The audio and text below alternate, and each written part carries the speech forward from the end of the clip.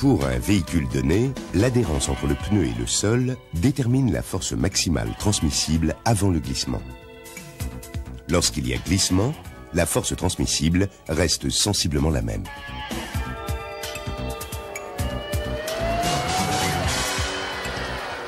Cette force varie en fonction de l'état du sol. Par exemple, elle diminue sur un sol de faible adhérence.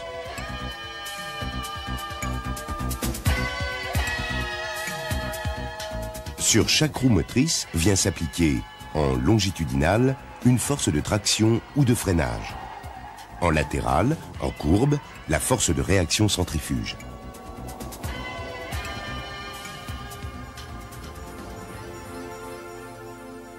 La forme, la structure et la sculpture du pneumatique permettent une force maximale transmissible plus grande en longitudinal, accélération, freinage, qu'en latéral, virage.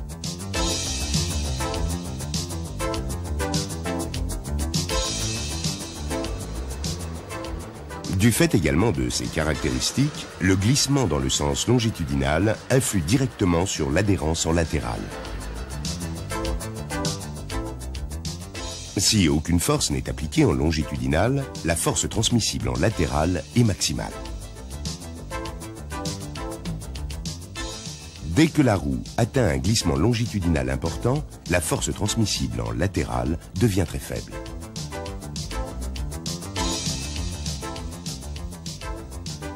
Donc, le patinage par lui-même est une gêne, mais il ne nuit pas directement à la sécurité.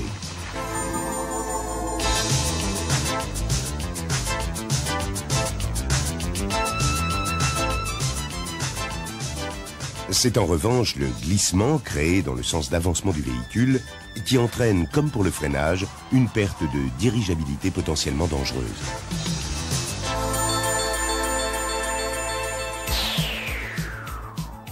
Pour une bonne tenue de route et une sécurité maximale, les roues d'un véhicule doivent rester, quelles que soient les conditions, dans une plage de glissement optimale de 0 à 15% suivant les sols.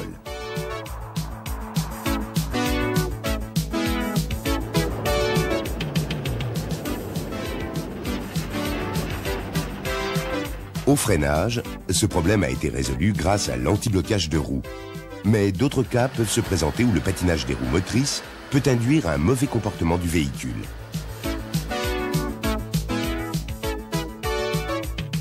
Au démarrage, le différentiel, bien qu'indispensable dans les virages, pour permettre une différence de vitesse entre les deux roues motrices, gêne le départ du véhicule si l'une des roues est sur un sol de faible adhérence.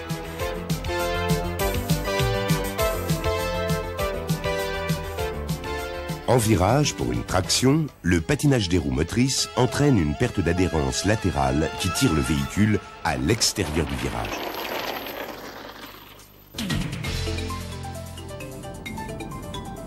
Le système d'antipatinage ASR, en agissant sur les freins et sur le moteur, indépendamment de l'action du conducteur, permet d'une part de contrôler l'action du différentiel et d'autre part de diminuer le couple moteur appliqué aux deux roues motrices.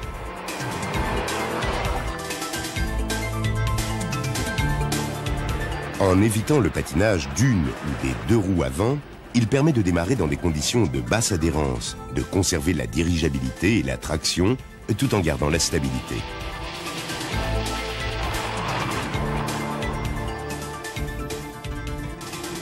La gestion électronique du système annihile sa fonction anti-patinage lorsque celle-ci n'est pas utile. Il n'y a donc aucune consommation d'énergie supplémentaire, contrairement à une transmission intégrale par exemple.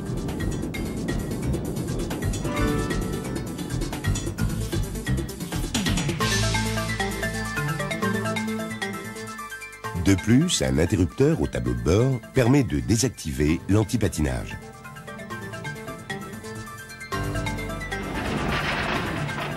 L'anti-blocage de roues ABR et l'antipatinage ASR sont intégrés dans le même système, permettant ainsi de faire face à toutes les situations d'adhérence rencontrées par un véhicule.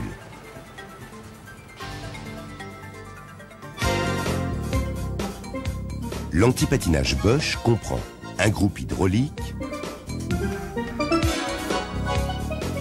un calculateur qui intègre les fonctions ABR et ASR, 4 capteurs de roue qui sont utilisés pour l'ABR et l'ASR. L'ASR comprend également un actionneur de papillon des gaz avec son câble de commande et un boîtier papillon spécifique avec un potentiomètre double piste.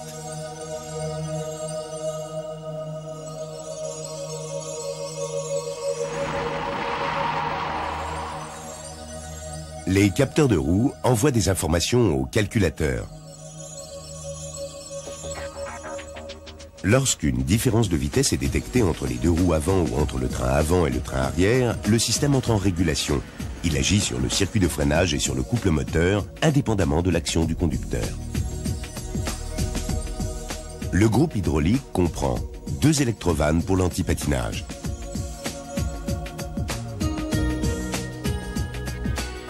Quatre autres électrovannes sont réservées à l'anti-blocage, comme dans le système 2SE classique.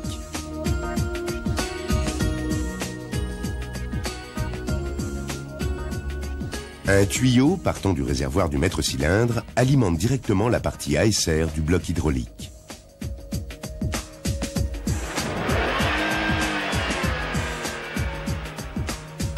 Lorsqu'une seule roue patine, le calculateur pilote simultanément les électrovannes ASR et la pompe hydraulique de réinjection.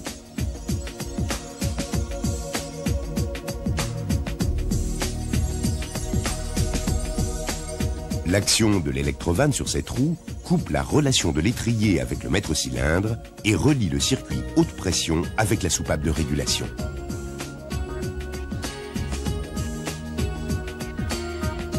La pression monte dans l'étrier. Ce dernier freine alors la roue qui patine.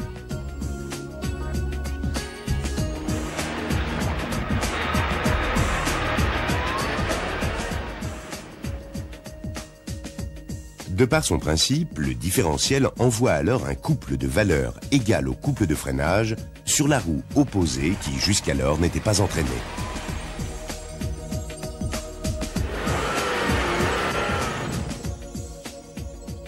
La pression dans l'étrier est régulée à l'aide de l'électrovanne ABR qui passe par des phases de maintien de pression, d'échappement et de remontée de pression.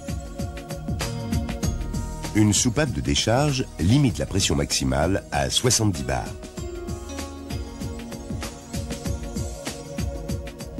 Le calculateur commande toujours simultanément les 2 électrovannes ASR. Afin d'éviter que la pression ne monte dans la roue qui ne doit pas être freinée, le calculateur commande l'électrovanne ABR de cette roue pour la mettre en position maintien de pression, ce qui a pour but d'isoler cet étrier du circuit.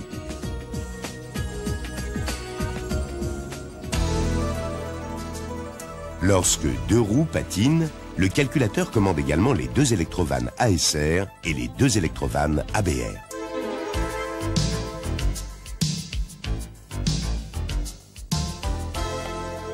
La montée en pression et la régulation se font dans les 2 étriers.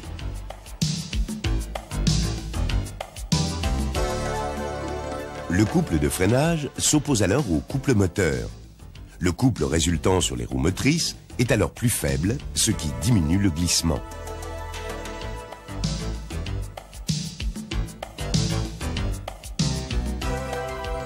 Dès qu'il y a action du conducteur sur les freins, une vanne de coupure isole l'arrivée basse pression.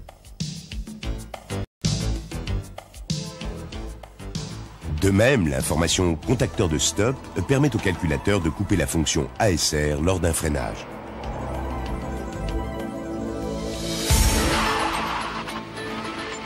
En parallèle à l'action sur les freins, il y a l'action sur le moteur.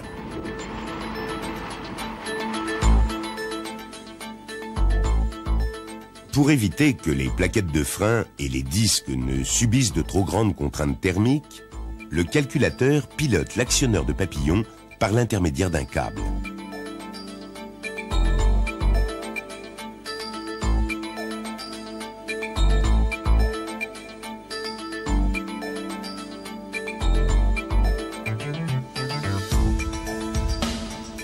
Cette action réduit ainsi l'ouverture du papillon imposée par le conducteur.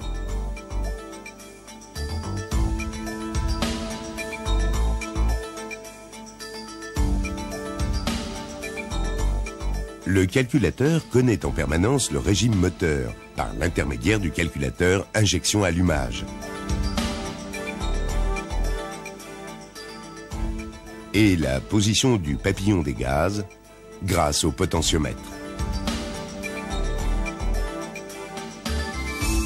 Ce dernier est appelé double piste, car il possède une piste pour l'ASR et une piste pour la gestion moteur.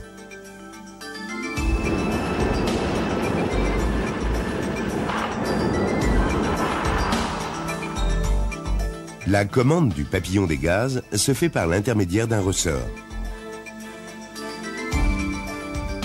Dès que le patinage d'une roue est détecté, le calculateur commande le moteur électrique qui agit alors sur le papillon. Ce dernier se referme jusqu'à ce que le calculateur reconnaisse la position désirée grâce au potentiomètre double piste. L'action du refermeur sur le papillon entraîne un très léger durcissement de la pédale d'accélérateur dû au ressort.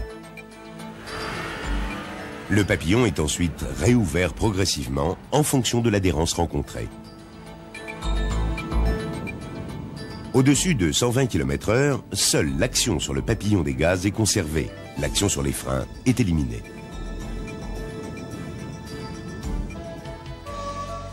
Trois voyants au combiné et un sur l'interrupteur d'inhibition de l'ASR indiquent les différents états du système. Un témoin de défaillance de l'anti-blocage de roue. Un témoin de défaillance et d'inhibition de l'ASR. Un témoin de fonctionnement de l'ASR. Un témoin d'inhibition de l'ASR implanté dans l'interrupteur de l'ASR. À chaque mise du contact, tous ces témoins s'allument 2 à 3 secondes.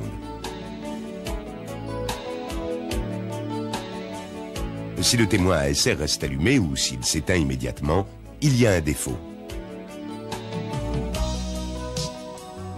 Le TEP 92 permet d'identifier les défauts.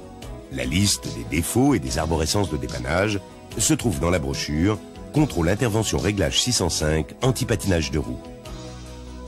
Le TEP 92 permet de lire tous les paramètres lors du fonctionnement. Il permet également de simuler ou d'activer toutes les fonctions du système et de réinitialiser ce dernier après toute intervention sur le calculateur, le potentiomètre double piste, le boîtier papillon et l'actionneur. Dans certains cas où de l'air a pu entrer dans les électrovannes ASR, le TEP permet de purger le bloc hydraulique en pilotant les électrovannes et la pompe hydraulique.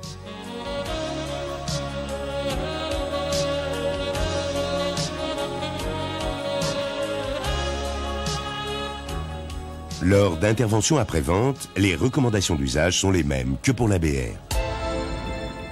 En cas de défaut sur l'ABR, l'ensemble des fonctions ABR et ASR est désactivé.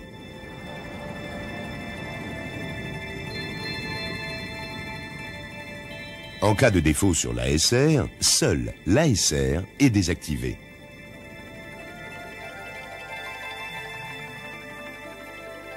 Si le liquide de frein atteint son niveau d'alerte, le calculateur désactive la fonction ASR.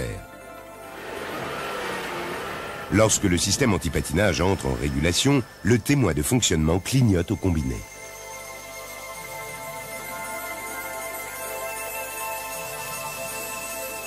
Un interrupteur permet de désactiver l'anti-patinage. Le témoin intégré à cet interrupteur s'allume en permanence, de même que le témoin du combiné.